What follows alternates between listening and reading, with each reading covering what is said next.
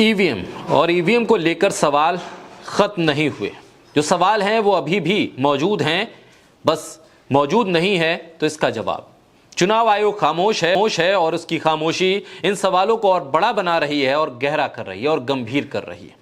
महाराष्ट्र के चुनाव में जो नतीजे आए हैं वो चुनाव को पढ़ने वाले, चुनाव को समझने वाले और इस पूरे चुनाव को रिपोर्ट करने वाले लोगों की समझ में नहीं आ रहा। वो इस बात को कह रहे हैं कि जिस तरह से ये नतीजे हैं वो किसी चोरी से कम नहीं। ये हो नहीं सकता कि जो चीज ग्राउंड पर थी नहीं वो नतीजों में आ जाए। बहरहाल ईवीएम के सवाल पर अभी भी चुनाव आयोग खामोश है। और ईवीएम में ये खेल होता कैसे है, कैसे जब सवाल होता है महाराष्ट्र का तो झारखंड को आगे खड़ा करके ये बता दिया जाता है कि देखिए सब कुछ निष्पक्ष है क्योंकि झारखंड आप जीते हैं और महाराष्ट्र बीजेपी। वरिष्ठ पत्रकार राजू पलेरकर ने इसी कोड को डिकोड किया। उन्होंने द्वितीय विश्व युद्ध का जिक्र करते हुए नाजी और जर्मन के जरिए उनके कोड को डिकोड करने के उस तरीके और कैसे उन्होंने कोड को डिकोड करने के बाद भी ये खुलने नहीं दी बात कि उन्होंने कोड को डिकोड कर लिया, कैसे उन्होंने अपने उन बोट्स को डूबने दिया जो लगभग 30% थी और 70% बोट्स को वो बचा गए। वो चाहते तो 100 के 100% बोट्स को बचा सकते थे, लेकिन 30% को डूबने इसलिए दिया गया ताकि शक ना हो कि कोड डिकोड हो गया। राजू पलेरकर का मानना है कि बस इसी तरह से ईवीएम का खेल है, इसी तरह से चुनाव को हैक किया जा रहा है कि अगर 2 राज्य में चुनाव होते हैं तो एक विपक्ष को दे दिया जाता है और दूसरे में खेल हो जाता है। राजू ने याद दिलाया कि किस तरह से जम्मू कश्मीर और हरियाणा के चुनाव में हरियाणा बीजेपी झपट लेती है और जम्मू कश्मीर विपक्ष को दे देती है, जबकि हरियाणा की जमीन के अंक गणित, राजनीतिक गणित ये बता रहे थे कि बीजेपी हरियाणा की सत्ता में नहीं आ सकती। फिर भी वो सत्ता में आई तो ईवीएम का खेल यहां शुरू हो गया। यही हुआ झारखंड और महाराष्ट्र के चुनाव में। झारखंड विपक्ष के पास आ गया तो महाराष्ट्र में जहां जमीन बीजेपी की लड़खड़ा चुकी थी, हार निश्चित थी, वहां ईवीएम का खेल हो गया। वोटिंग परसेंटेज तो बढ़ा उतने वोट भी गिन लिए गए जो पड़े नहीं थे। तमाम तरह के सवाल हैं, इन सवालों से चुनाव आयोग भाग रहा है। राजू पलेरकर कहते हैं कि ईवीएम की चोरी कितनी चालाकी से की जा रही है कि विपक्ष उसे लेकर कोई माहौल भी नहीं बना पा रहा।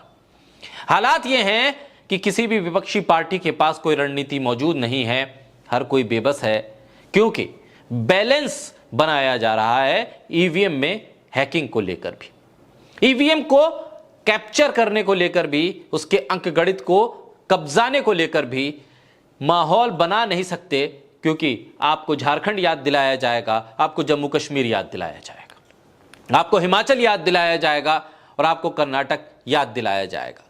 लेकिन यह नहीं बताया जाएगा कि हरियाणा की जीत कैसे हुई, यह नहीं बताया जाएगा कि महाराष्ट्र में वोट उतने कैसे गिन लिए गए जितने पड़े भी नहीं, उत्तर प्रदेश में हालात किस तरह के थे और फिर भी सीटों का अंकगणित कहां जाकर टिका।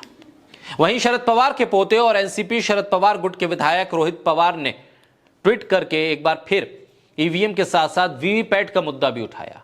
उन्होंने लिखा कि क्या महाराष्ट्र का लोकतंत्र गुजराती ईवीएम के जाल में फंस गया है। जब हम राज्य में चुनाव प्रक्रिया पर सवाल उठाते हैं तो कई लोग वीवीपैट मशीन की ओर इशारा करते हैं और कहते हैं आप जब चाहें वीवीपैट का टिकट चेक कर सकते हैं, लेकिन गुजरात में बनी इन मशीनों में टिकट सिर्फ दिखता है, गिरता नहीं। यानी कि वीवीपैट मशीन से भी छेड़छाड़ की आशंका से इनकार रोहित पवार नहीं कर रहे हैं। वो कह रहे हैं कि महाराष्ट्र के लोगों के मन में ऐसे सभी संदेह चुनाव आयोग को दूर करने चाहिए, लेकिन चुनाव आयोग है कि खामोश है। वहीं रोहित पवार के इस ट्वीट के बाद कमेंट में एक यूजर लिखते हैं कि एक और चीज है जो हैरान करने वाली है। लोकसभा 2019 के चुनाव में 8 करोड़ 86 लाख मतदाता थे, विधानसभा 2019 तक ये 12 लाख मतदाता हो गए, 12 लाख नए मतदाता पंजीकृत हो गए, यानी कि कुल 8 करोड़ 98 लाख मतदाता हो गए। लोकसभा 2024 और विधानसभा 2024 के बीच 6 महीनों में 47 लाख नए मतदाता बढ़ा दिए गए। 6 महीनों में ये 47 लाख नए वोटर कहां से आए। भारत में चुनाव धोखाधड़ी के ये कई तरीके हैं। पहला तो यही है कि मतदाता सूची से बल्क में नाम हटा दिए जाएं, नए नाम जोड़े नहीं जाएं, पोलिंग बूथ तक आपको पहुंचने नहीं दिया जाए, पुलिस बैरिकेड इतनी मजबूत कर दी जाए, जो संभल में हुआ, जो रामपुर के एक उपचुनाव में हो चुका है। और अगर आप पहुंच भी जाएं तो वहां कह दिया जाए कि आपका नाम मतदाता सूची में नहीं है, इसलिए आप वापस चले जाएं। 72 घंटे पहले नोटों की खरीद फरोख्त हो, गिफ्ट्स दिए जाएं। अचानक चुनाव से पहले कोई योजना सरकार लाए और फिर उसका इस्तेमाल सरकारी मशीनरी करने लगे। मतदान खत्म होने के घंटों बाद तक मतदान प्रतिशत बढ़ता रहे और इतना बढ़े कि वो कई लाखों में हो जाए और पूरे के पूरे चुनाव को बदल कर रख दे। ईवीएम वोट प्रतिशत और ओरिजिनल वोट संख्या में भयंकर अंतर दिखने लगे। कुछ लोग, जो चुनिंदा लोग हैं, उनके नामांकन को ही ना होने दिया जाए और ऐसे में मॉडल कोड ऑफ कंडक्ट, उस पर बीजेपी या सत्ता में मौजूद दल के नेताओं के उल्लंघन के बाद भी आंखें बंद कर ली जाएं, उस पर कोई कार्रवाई ना की जाए और आखिर में शेरो शायरी सुनाकर चुनाव आयोग हंसी मजाक में इस चुनाव को उड़ा दे।